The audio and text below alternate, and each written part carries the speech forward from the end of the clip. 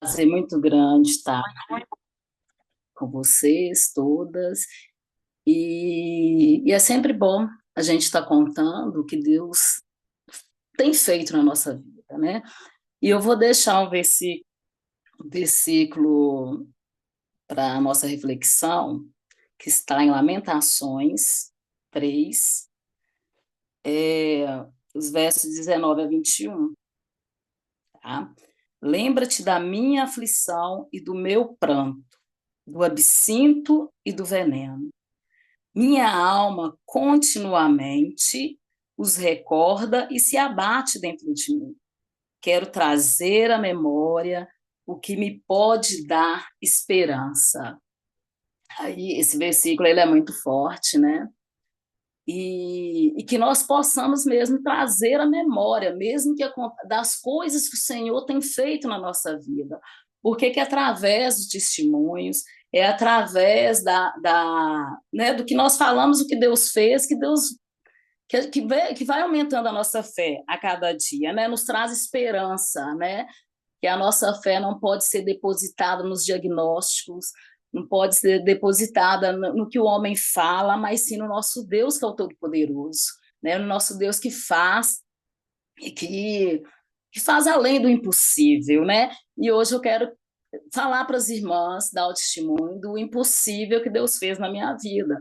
E que esse testemunho ele venha trazendo esperança no coração de vocês quando passar por alguma aflição. Porque toda vez que a gente fala assim, eu quero viver o extraordinário de Deus, viver o extraordinário de Deus, isso é algo assim muito desafiador, porque que toda vitória atrás de uma vitória tem uma luta muito grande, tem dor, né? Toda vitória, quando a gente conta a vitória, a gente conta com alegria, mas por trás da vitória tem uma dor profunda, tem um processo, né? Só que a gente não vê que no meio dos processos Deus está conosco. O Senhor é conosco em todo o tempo. E através dos processos de dores, de desafios, nós crescemos, nós nos amadurecemos, sentimos fracos, mas o Senhor nos fortalece, né? E a gente só vai ver que o Senhor esteve conosco quando a gente passa pelo processo, né? E a gente olha para trás e fala, não foi por mim, né? Não foi por mim. Se não fosse Deus na minha vida, isso não teria acontecido. Isso é lindo, né? É toda honra e toda glória para Ele. Então, eu vou começar o meu testemunho, gente. Aconteceu há mais ou menos há 20 anos atrás. E é bom que trazemos a memória, né? Todas as coisas que Deus fez, e eu não canso de dar esse testemunho. Foi um dos, né? Foi uma coisa linda que aconteceu na minha vida, momento de muito sofrimento, momento de muita dor, mas um momento que logo após a dor veio a vitória em nome de Jesus.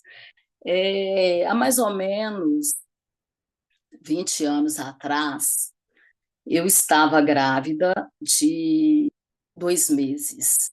2 meses, quando a minha mãe sofreu um acidente e veio a falecer através desse acidente. E eu com a minha mãe, nós tínhamos uma ligação muito grande, muito forte, né? E a gente não estava morando próximo. Eu morava, ela estava em Timóteo, eu já tinha mudado para São Paulo, eu estava morando em São Paulo. E no meio desse termo aí, foi um processo muito doloroso para mim, né? A perda da minha mãe. Eu não sei se foi isso que refletiu na minha gravidez, mas foi um momento de muita dor, né? De muita dor, essa perda. E aí, é, eu fiquei em Timóteo, né? Depois do velório, fiquei uns 2 meses. Quando eu retornei para minha cidade, eu fui fazer ultrassom, que era ultrassom de 4 meses. E no meio desse sofrimento todo, veio o diagnóstico, meu filho estava com hidrocefalia, né? Eu falo hoje, gente, já tem 20 anos atrás, e até hoje me emociono com isso. E para mim foi um momento muito difícil, que eu estava passando por um processo de perda, E aí veio essa notícia da gravidez. E aí, então, eu lembro, sim, como se fosse ontem. É, e aí, foi um momento que eu estava muito abalada, né? E veio mais essa notícia. Momento de muita dor, de muita angústia. E nesse momento, eu lembro que eu não tinha forças para orar, para buscar. E quantas vezes na nossa vida nós nos encontramos nesse momento, né? De não ter forças para buscar o Senhor, para falar, Senhor, me ajuda. Às vezes, até também, nós nos sentimos até indignos de pedir, falar assim, ai, será que eu peço? Eu me sentia dessa forma, né? Será que eu peço? E se ele não quiser me dar o que eu estou pedindo? E vem essas dúvidas, mas nós nos esquecemos que o Senhor age pela graça, não porque merecemos, entendeu? E aí foi um processo doloroso, e onde, nesse meio termo, eu não tinha forças para orar, era um processo muito difícil, foi muito difícil. E aí eu pedi orações. Aí que vem, né? É, a importância de termos intercessores, de termos com quem contar para estar intercedendo por nós nesses momentos que nós não conseguimos. Eu falo a questão do depósito de oração, que é muito importante, depósito de oração. Se você está de pé, se você está podendo orar, se você está num momento bom da sua vida, ore. Ore, busca o Senhor, porque que ali você vai tendo depósito de oração, porque quando você estiver fraca, o Senhor vai estar ali recebendo, porque que você tem ali um, um, um vaso cheio, né? Porque nos momentos bons da sua vida, você buscou ao Senhor, você teve força, você buscou, você, né, se encheu do Senhor. E nesse momento de fraqueza, quando nós acabamos pedindo que os nossos intercessores intercedam por nós, né? É no momento que nós não estamos força, aí que Deus age, né? E nós esquecemos que nesses momentos é o momento que o Senhor está nos carregando no colo. A palavra de Deus diz: diga para o fraco que forte sou. Então, nesse momento de fraqueza, nesse momento de dor, nesse momento que nós nos encontramos incapazes até mesmo de orar, é o momento que o Senhor está nos carregando no colo. Isso é muito lindo. Então, eu lembro que eu tive na minha médica e falei para ela, passei o diagnóstico para ela, né, da ultrassom, e ela só me mandou para um outro especialista que era um médico de área de risco. E falou que ali não era a área dela. Eu só me lembro que eu virei para ela, não, eu quero que você faça o meu parto. Que ela já tinha feito o parto do meu segundo filho. E eu queria que ela fizesse o meu parto, que eu tinha muita confiança. Ela falou assim, não, eu vou. Né? Eu, assim, pela misericórdia do Senhor, eu, eu criei, né? Que Deus ia fazer algo. E aí eu ia pedindo, e ali juntou a dor do luto com a dor dessa notícia, então era como se eu me senti no fundo do poço, sem força. Assim, pronto, agora não tem mais nada para acontecer, porque que eu me sinto impossibilitada. Foi quando eu pedi os intercessores, orem, família, orem, porque que daqui, dessa carcaça aqui, não vai sair nada. E, e aí, então, eu passei por esse processo, né, de muita ansiedade, em respeito ao diagnóstico, fui em outro médico, e aí foi marcado a ultrassom. No meio desse período, o Senhor me deu um sonho, eu não vou contar o sonho para não estender muito, mas nesse sonho, o Senhor me disse que em tudo ele tinha um propósito e que tudo era feito conforme a vontade dele, que ele estava permitindo aquilo para que o nome dele fosse glorificado na minha casa. Olha como que isso é poderoso. Isso foi um sonho no meio de um processo de dor. O Senhor se fez presente. Através de um sonho, falar para mim que em tudo ele tinha um propósito. E aquele processo era necessário que eu passasse por ele, né?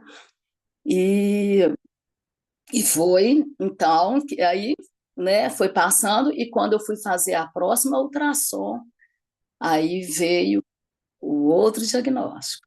Meu filho não tinha nada, não tinha nada, não tinha nada, não tinha sequela nenhuma, não tinha nada. E eu voltei com o diagnóstico para a médica, mostrei para ela, olha, eu falei que eu ia voltar, né? E os médicos às vezes não compreendem, né? Não são todos que compreendem essa questão do milagre, mas eu creio que Deus falou no coração dela também. Essa doutora, ela, eu não entendo o que aconteceu, mas que bom, né? Eu falei assim, eu entendo o que aconteceu, foi Deus, né? E eu só toda a honra e toda a glória somente para Ele. E aí foi, aí eu fui ligando para as pessoas e foi um momento muito glorioso. Que coisa boa, né? Aí não para por aí. Aí esse mesmo filho, com 2 aninhos de idade, 2 aninhos e meio de idade, aí eu já tinha voltado de São Paulo, tinha vindo morar em Timóteo, que era onde que meus pais, onde eu nasci, né? Que é a minha cidade que eu moro hoje. E a gente estava em um sítio, e esse sítio tinha uma piscina que tinha uma parte que rasa, onde estavam muitas crianças, tinha outra parte funda. Eu não estava na piscina, eu estava olhando ele. Aí, e essa piscina estava cheia de crianças, estava cheia de adultos. E aí, então, meu filho, de repente, some, né? Ele estava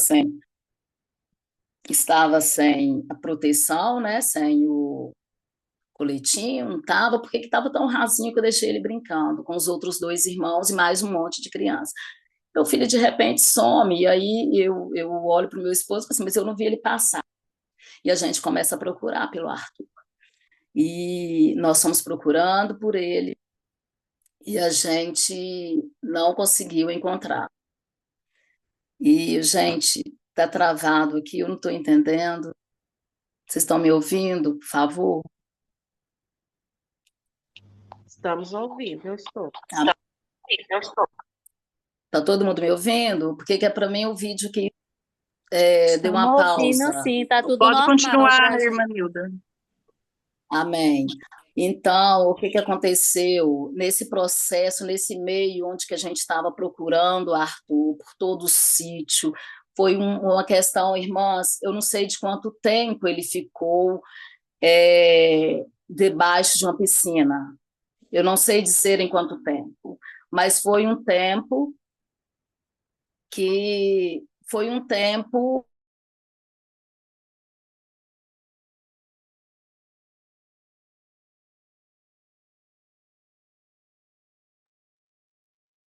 Agora travou, irmã. É o dela, não é o nosso. Deve ser a internet. Irmã Nilda?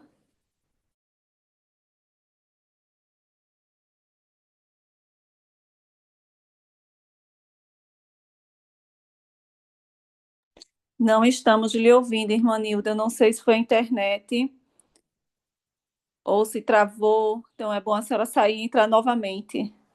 Amém. Ela saiu agora. Vai entrar novamente. Para Glória a de Deus. gravar, né? Glória a Deus. Louvado seja o teu nome, Senhor. Mas eu não sei se é a minha internet, Amém. vocês me Agora sim, irmã Nilda. Agora sim. desculpem, certo? Eu não sei se é a minha internet, o que está acontecendo, mas Abre a câmera. estou tentando aqui, mas eu acho que só um minutinho, por favor, vocês me desculpem.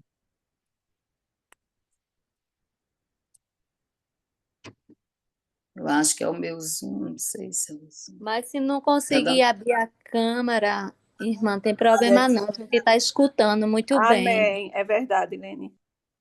tá dando falha aqui na câmera, eu não estou conseguindo abrir, tá? E aí eu vou continuar com vocês aqui, tá dando falha eu iniciar a câmera, então eu vou deixar só no áudio mesmo, tá? Vocês me desculpem. E aí, irmãs, eu parei onde que meu filho ficou um tempo bom debaixo da piscina e a gente não o encontrava, tá? E foi aí que uma pessoa tirou ele desacordado de dentro da piscina. Meu filho com 2 anos. E aí foi um momento de desespero muito grande, onde que eu já vi meu filho desfalecido. Vi meu filho desfalecido. E aí aquela angústia de mãe, aquele desespero todo, e o sítio era distante do hospital, então até que a gente tentou reanimar, ele não voltava, e nós fomos para o hospital, e quando chegou no hospital, ele não foi bem atendido, e aí a gente pegou ele naquele momento e levamos para um outro hospital, que era em Patinga, eu não sei se vocês conhecem aqui, que era ainda mais distante. E quando chegou lá, que ele teve os atendimentos, né, necessários. E isso foi, assim, um período muito longo, né? Eu não sei falar para vocês quanto tempo, mas cientificamente falando, o tempo que ele estava debaixo da piscina, o tempo que demorou para ser socorrido, assim, né, para ser socorrido adequadamente. Esse tempo que durou, esse tempo já era para ele ter falecido, mas Deus tinha um propósito. E aí, então, a gente chegou, e meu filho, aí sempre tem, eu não posso esquecer de falar sobre isso, que talvez aconteça com algum de vocês, no meio do processo de dor, às vezes aparece aqueles, né, enviado, que eu acredito que não é de Deus, e venha querer te desanimar. Porque quando eu estava no hospital, ali chorando, sofrendo, com meu filho desacordado, eles tentando reanimar, aí eu lembro que uma pessoa, talvez eu sei que não foi por ela, mas às vezes o inimigo usa as pessoas para nos desanimar. Aí essa pessoa chegou para mim e falou assim: olha, se ele sobreviver, isso era uma mãe que estava também com um filho lá, tá? Não foi médicos, não. Se ele sobreviver, pode ficar com sequela. Eu falei assim: muito obrigado pela força, né? Só olhei assim, falei assim, não era coisa para se falar com a mãe que estava desesperada. E às vezes acontece isso nas nossas vidas, quando nós estamos em momento de tribulação, quando a gente está sentindo fraco, quando a gente. Acontece que vem esses enviados para te desanimar, para te tirar do foco da fé e tirar toda a sua esperança. E nós temos que ser maduros o suficiente para permitir que isso não aconteça. Eu vou até o fim, porque quem tem a última palavra é o meu Deus. E isso nós devemos guardar no nosso coração. A última palavra, quem fala é Deus. Não são os diagnósticos, não são os exames, não são os médicos, é Ele que tem a chave da vida e da morte. É Ele que dá as ordens, se Ele quer levar naquele momento ou não. É Ele que dá as ordens para você, se Ele quer que você passe por um processo, que os processos na nossa vida, muitas vezes, é para o nosso amadurecimento. É como Deus me disse no sonho, lá quando Ele curou meu filho da hidrocefalia, no meu ventre. Ele disse que em tudo Ele tinha um propósito. E que aquele propósito que era para que o nome dele seja glorificado na minha casa. Então, Deus tem propósitos. Deus, ele tem as permissões coisas ele nos permite, né? Ele permita que aconteça conosco, mas ele jamais nos abandona, porque ele é Deus, ele é Pai, né? E isso é glorioso, você sentir isso. Então, tá tudo na mão dele. Tá tudo na mão dele. Nós temos que aprender a entregar e a descansar nele, e falar para ele: Senhor, eis-me aqui, que seja feita a tua vontade. Se a vontade do Senhor, que seja qual for, que a vontade dele seja feita em nossas vidas. E a vontade dele é sempre boa, perfeita e agradável. E nós só vamos entender isso não no processo, porque o processo é de dor, o processo é de luta, entendeu? Mas depois do processo, nós conseguimos ter uma visão mais amadurecida daquilo que nós passamos. Mas nós não podemos esquecer que o Senhor é conosco em todo o tempo. né? Toda honra e toda glória. E aí, dentro aí eu fui para o hospital, e aí fiquei um tempo nesse hospital, meu filho foi para a UTI, ele ainda não voltou. Houve médico, assim que eu cheguei, que falou que ele podia morrer qualquer hora, entendeu? Mas eu tinha pessoas intercedendo pela vida do meu filho, mas ali ainda não era o momento de morte. Aquele acontecimento não era para a morte, era para a glória de Deus. E, e a gente vai entender isso, né? Não no processo, mas depois do processo.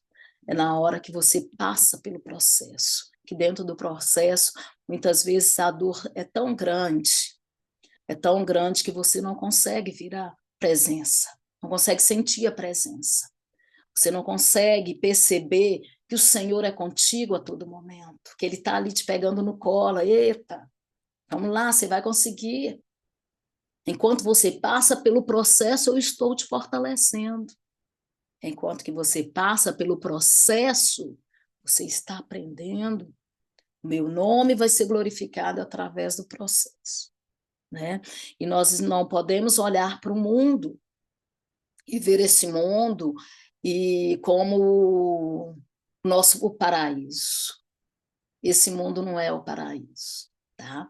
Esse mundo é um mundo onde vamos passar por provações, sim, mas a palavra de Deus diz: tenha bom ânimo, eu venci o mundo, e nós vamos vencer também através de Jesus Cristo, né? Então temos que ter bom ânimo, mesmo no processo de dor.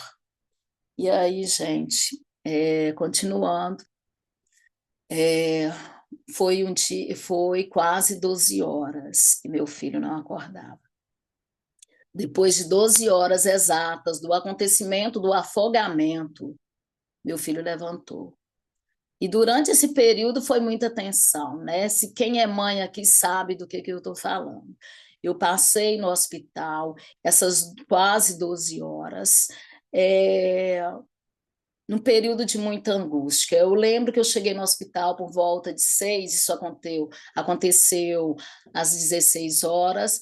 Eu fui para o hospital, já era mais ou menos de 5 para 6 horas, e dentro desse processo eu não conseguia dormir direito. Enquanto eu dei uma cochilada na madrugada, o Senhor já tinha feito aquilo que ele foi lá para fazer, que é fazer o meu filho dar o sopro de vida, fazer o meu filho voltar à vida. E depois de 12 horas, que ele ainda estava na UTI, ele acordou chorando, todo enrolado nos fios. Foi aí que eu consegui vê-lo. E, e aí eu, com aquele medo, com aquela palavra lá de trás, se viver, vai ter sequela, pode vir com sequela. Foi quase uma afirmação, mas eu repreendi. E eu com aquele, mas ainda a gente fica naquela insegurança. Eu falei assim, puxa vida, meu filho não vai me conhecer. E na hora que eu chego na porta da UTI, ele me chama, mamãe, tira isso. Ele ainda não falava direito, todo enroladinho nos fios de soro, que eu acho que ele tinha enrolado na cama e estava todo embolado.